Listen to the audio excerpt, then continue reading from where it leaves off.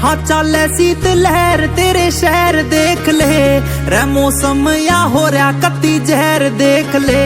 तू काट के रजाई मैं ते पैर देख ले, कोई बहाना ला के आ सके जे बहर देख ले।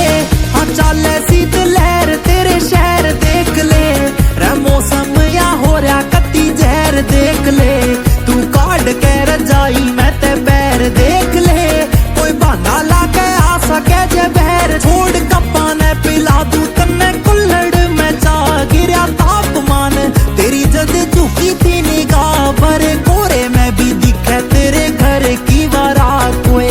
मेरे जैसा आशिक तू ढूंढ के दिखा, आके जालिए दिसंबर या पहला भी बड़े, तेरे रूप ने करे ये मेरे रोंगटे खड़े।